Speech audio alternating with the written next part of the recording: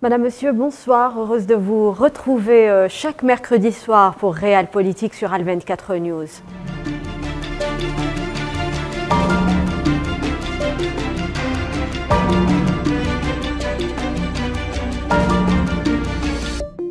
Et je serai en compagnie de professeur Mohamed Belkour. Bonsoir. Bonsoir, madame. Alors ce soir, eh bien, nous allons aborder à nouveau la question palestinienne qui se trouve, il faut le dire, à la croisée des chemins. Le 15 novembre, cela faisait exactement 34 ans que l'État de Palestine a été créé depuis Alger. Depuis toutes ces années, qu'est-ce qui a été fait, professeur Mohamed Belkour? Quelle évaluation peut-on faire de ces 34 années d'existence?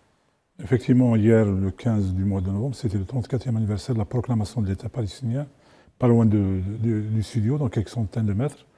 Donc c'est une proclamation qui répond à des exigences stratégiques pour la question palestinienne, exister malgré l'espace colonial, malgré l'impartialité des puissances mondiales, malgré l'impuissance des institutions des Nations Unies, du système des Nations Unies, malgré l'importance du droit international. Les Palestiniens, par le biais de leur leadership, l'OLP, le Conseil national palestinien, avaient déclaré la naissance de l'État palestinien, un État déjà qui a son histoire, qui a son parcours et qui a aussi ses droits, énoncés dans un certain ensemble de résolutions et de décisions du Conseil de sécurité. 1988, c'est aussi une année après l'entame de la première intifada, cette volonté de créer les conditions pour l'émergence de cet État palestinien. Malheureusement, avec la fin du bloc socialiste le 9 novembre 1989, donc une année après, la chute de la bipolarité avec la fin de l'Union soviétique le 25 décembre 1991, le début de l'effondrement du système pan-arabe, notamment avec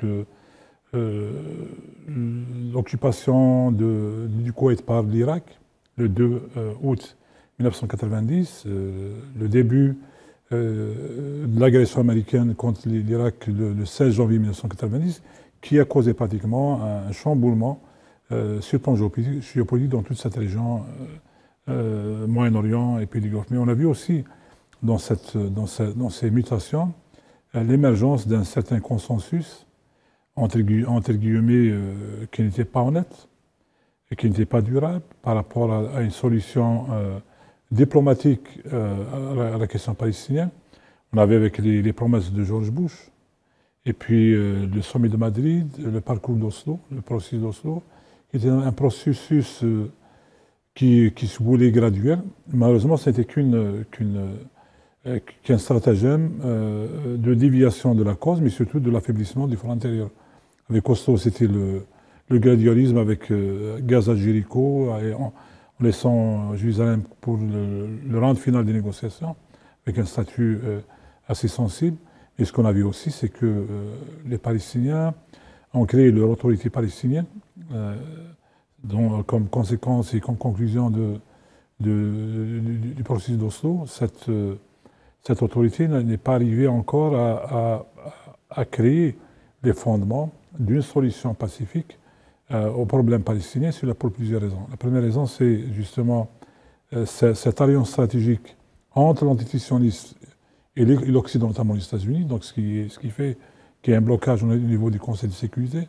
Deuxièmement, c'est l'affaiblissement des rangs des Palestiniens avec ces combats fratricides qu'on avait eu à partir de 2006, notamment en 2007, des factions qui ont créé une double représentation, une à Gaza et l'autre à Ramallah, mais aussi on a vu cette absence de vision commune de toutes les factions palestiniennes. Ce qu'on a vu aussi, et c'est aussi important de le souligner, c'est que même les pays arabes ont quelque peu transformé la nature du conflit. Ce n'est plus un conflit israélo-palestinien, plutôt dans un conflit israélo-palestinien.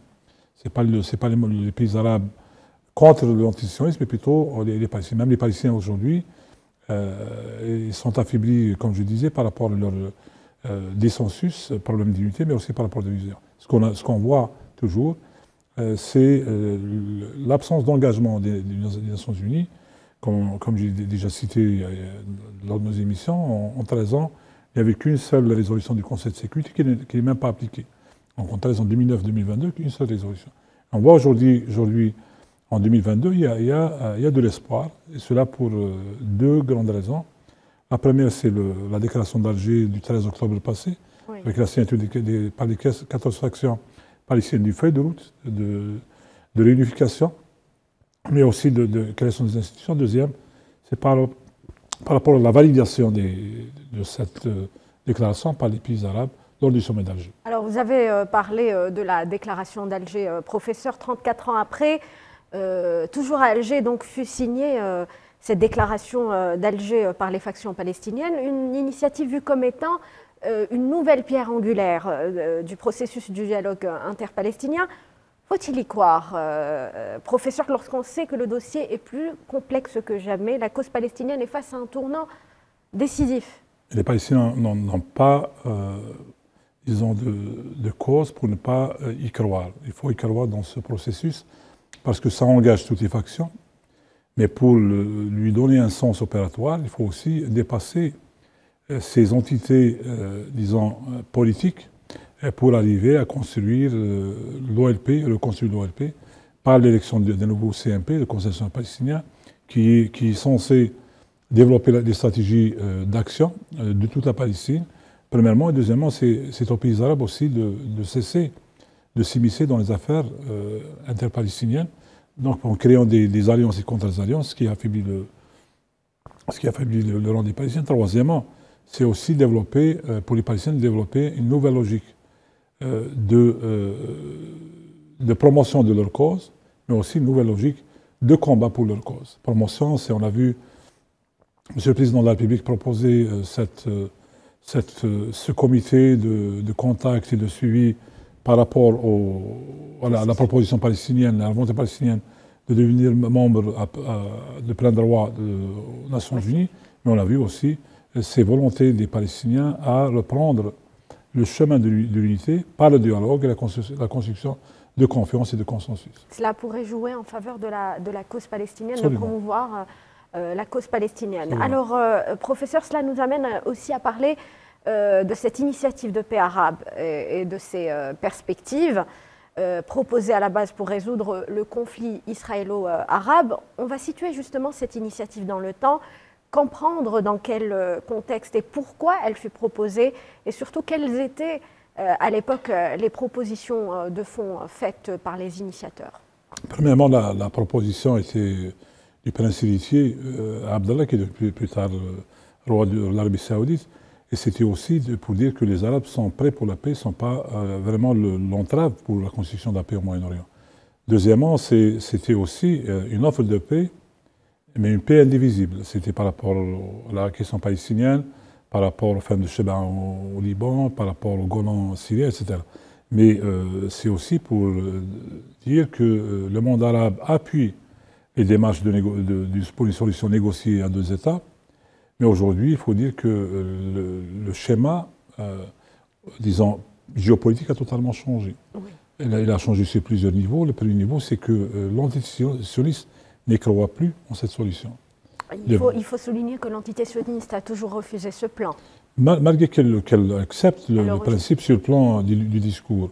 Oui. Mais en réalité, ce qui a été fait, c'est un changement de la carte démographique par rapport aux colonies, la carte géographique par rapport à ce démembrement du territoire, la Cisjordanie, et par cette séparation entre Gaza et la Cisjordanie, mais aussi par rapport à cette construction d'une vision qu'ils appellent la vision de paix israélienne, de la Pax Israéliana, qui refuse essentiellement cette logique de création d'une solution deux États. On la voit avec l'appui des États-Unis, notamment le décret présidentiel du 6 décembre 2017 en ce qui concerne la reconnaissance de Jérusalem comme capitale de l'entité sioniste. On l'a vu avec cette vision américaine, mais aussi vision israélienne de la normalisation des accords d'Abraham, quand on lit l'essence, la philosophie de ces accords, ce n'est pas une solution de deux États, mais créer une entité qui n'est pas viable, qui ne pourrait ni être souveraine, ni être durable. Donc la Palestine, sans avoir disons un territoire communicant, ni avoir une souveraineté à la fois sécuritaire, militaire et en politique étrangère, c'est dire que c'est vouloir liquider la question palestinienne. On a vu aussi, c'est par rapport à la question des réfugiés d'avant 1967, c'est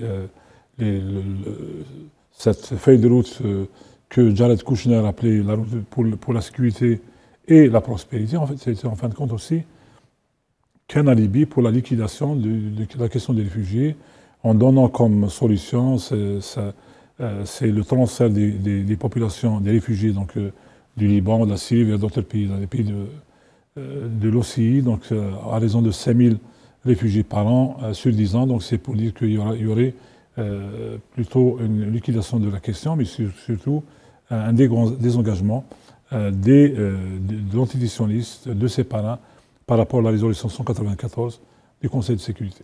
Donc si je comprends bien, professeur, cette initiative arabe de paix n'est plus valable dans le contexte actuel. Je dirais que malgré que dans le texte de la déclaration d'Alger, il y a ce renouvellement, donc c'est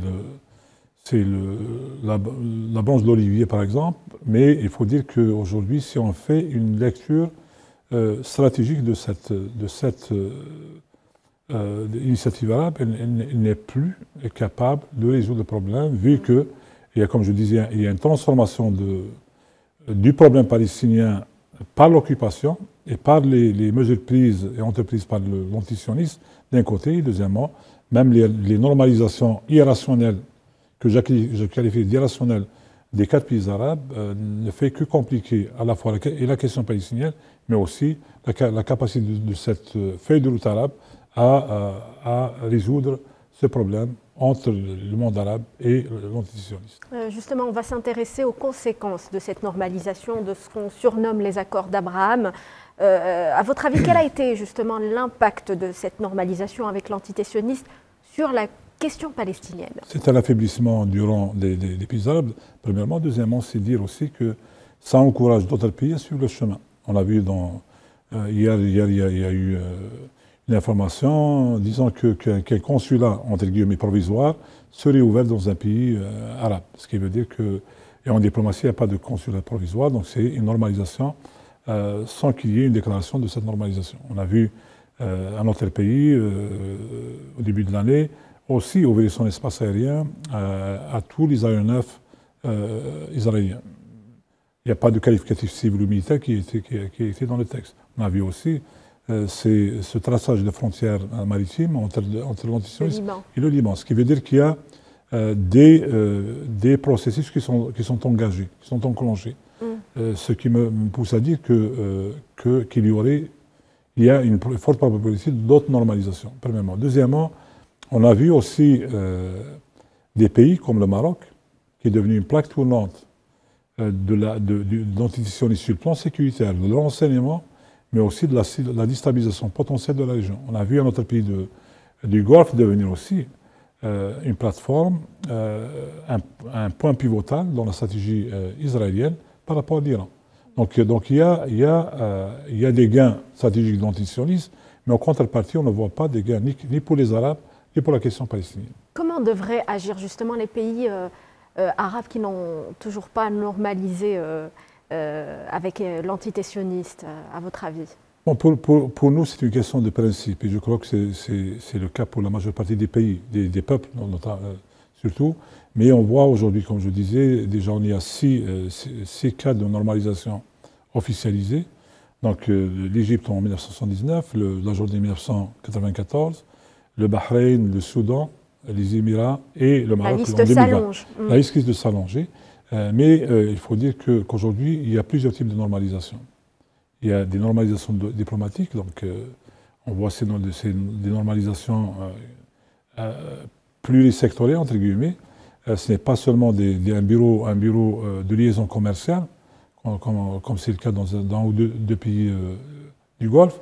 Et ce n'est plus encore des normalisations par des visites d'Israéliens pour des raisons culturelles dans un pays voisin. Oui. Et ce n'est pas aussi une normalisation limitée aux seules questions techniques, comme c'est le cas dans le cadre de la coopération hydrique entre un pays du Golfe et l'antisionisme. Donc il y a plusieurs types de normalisation, mais en fin de compte, c'est la création de liens qui donnent plus de légitimité aux actions de l'antisionisme, aux dépens de la sécurité collective des Arabes, mais surtout aux dépens de la sécurité des citoyens et de l'État palestinien potentiel.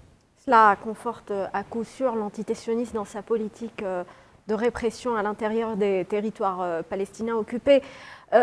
Professeur Belkour, tous ces bouleversements engendrent, je crois, des compétitions stratégiques entre pays influents dans la région.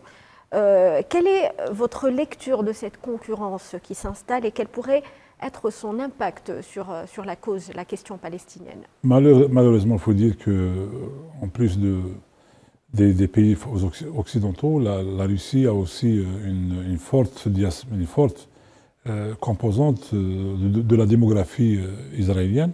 On a vu aussi l'antisioniste qui a un statut de partenaire technique avec la Chine, envoie des relations très avancées aussi avec l'Inde, ce qui veut dire qu'il y a une convergence aussi entre des démarches de ces puissances mondiales. Ce qui est important à retenir, madame, c'est par rapport malheureusement à l'absence aujourd'hui d'une vision arabe commune, réaliste et réalisable.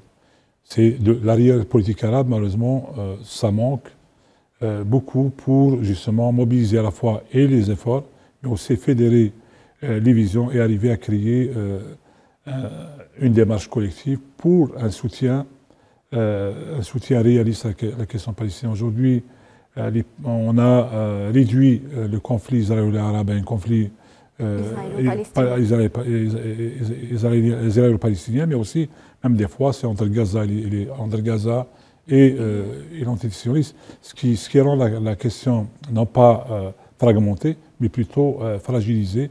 Et c'est pour ça que j'estime que la démarche de M. le Président de la République d'unifier les rangs des factions palestiniennes est une démarche louable, mais elle est aussi rationnelle, qui pourrait redynamiser l'action palestinienne, qui pourrait donner aussi un sens à l'action palestinienne collective par à la fois l'unité des rangs, une unité des visions pour bien défendre leur cause.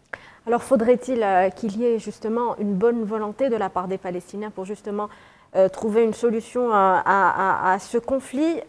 Professeur, comment voyez-vous l'avenir de la cause palestinienne à l'aune de toutes ces mutations? Bon, il faut dire que dépasser les discours, dépasser les émotions, dans l'arrière politique, il faut voir les choses en face. Les Palestiniens ont une chance historique aujourd'hui pour corriger leurs erreurs qui ont produit déjà une véritable fragmentation politique, mais aussi même une fragmentation sociétale et une conflagration pratiquement des rangs palestiniens qui sont devenus des fois des rangs non pas fragilisés, mais qui sont vulnérables plutôt aux actions des antisionistes.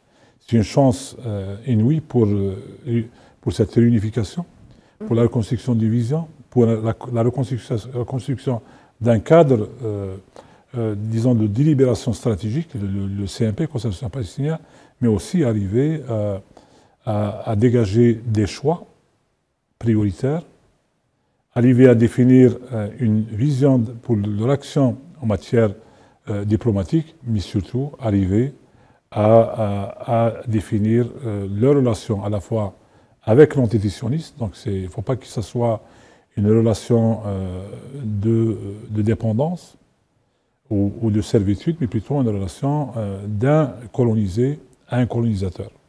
Donc c'est dans cette démarche que les choix pourraient devenir plutôt proactif et pourrait, en fin de compte, donner une chance aux Palestiniens pour prendre leurs initiatives pour arriver à construire, à édifier un État palestinien dans le territoire du 4 juin 1967 et avec Jérusalem-Est comme capitale. Qu'en est-il de la résistance palestinienne, professeur Barkouk? La résistance, ce n'est pas seulement une résistance armée, c'est une résistance qui doit prendre plusieurs formes. Déjà, cette réunification fait partie de cette notion de résistance. Oui. C'est refuser ces interférences, et refuser cette situation disons, de fragmentation. Deuxièmement, la résistance, c'est aussi par le développement de cette vision collective pour mieux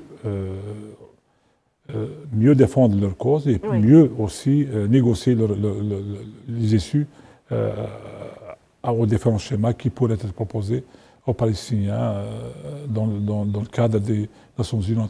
Mais aussi, la résistance, c'est aussi arriver à maintenir l'unité des Palestiniens au sein des territoires et avec leur diaspora, les réfugiés, oui. et surtout défendre leurs symboles religieux, chrétiens ou musulmans, et aussi leurs symboles historiques. Aujourd'hui, les enjeux ne sont pas seulement des enjeux de territoire, ce sont des enjeux existentiels pour les Palestiniens. Au moment où justement l'identité palestinienne est en danger, on en parle actuellement avec les nombreuses invasions ou des colons sionistes dans l'esplanade de l'Aqsa, professeur. On l'a vu un peu partout, on l'a vu à Jéricho, on le voit même à Ramallah, on le voit d'une manière récurrente à Jérusalem. Ça fait partie de leur logique coloniale, la judéisation des territoires. C'est pour donner un certain cachet à leur colonialisme, à leur crime, par quelques référents fallacieux, soit historiques ou non historiques, mais aussi c'est pour essayer de maintenir une population israélienne mobilisée. Il faut dire que dans l'histoire de l'humanité, l'Israël reste la société la plus militarisée au monde. C'est la seule société où tout citoyen est censé être militaire, donc soit réserviste ou autre, ce qui donne aussi cette légitimité à des discours de mobilisation d'action internationale, soit officielle ou non officielle.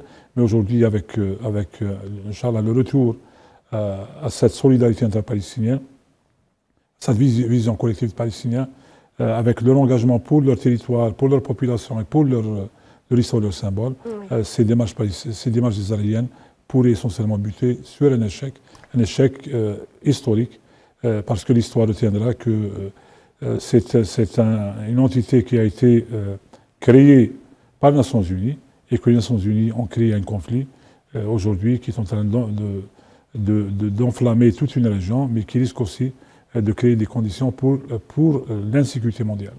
Cela devrait, justement, ce point devrait attirer l'attention des pays voisins des territoires palestiniens, comme la Jordanie, qui sont justement garants de cette, on va dire, de la conservation des lieux saints. La Jordanie joue son rôle dans ce cadre, mais il faut dire aussi que ces pays du front ont aussi contribué pendant des années en soutien à ce peuple, mais il faut dire aussi que dans des schémas géopolitiques où ces pays s'engagent aussi avec d'autres acteurs importants, partenaires importants, oui. il y a des limites à leurs actions au sein même de ces terres palestiniennes, même en ce qui concerne la protection de ces lieux saints de l'Aqsa, parce que, à dire madame qu'avec les États-Unis qui n'ont pas encore revu le décret du 6 décembre 2017, oui.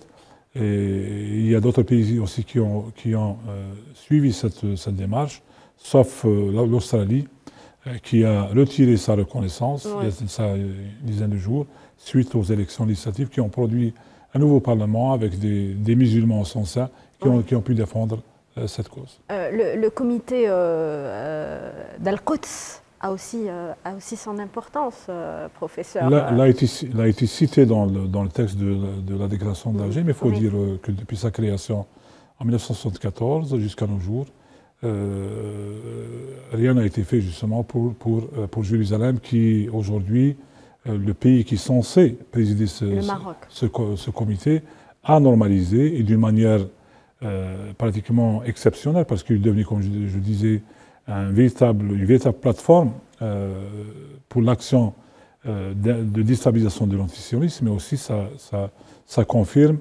le caractère vassal de l'État marocain. D'où le rôle important des pays comme l'Algérie qui restent fidèles à leurs principes. Absolument. Merci, professeur Mohamed Berkour, pour cet éclairage. Ainsi, on arrive à la fin de ce numéro de Réal Politique. Merci de nous avoir suivis. Très bonne soirée sur Al24 News.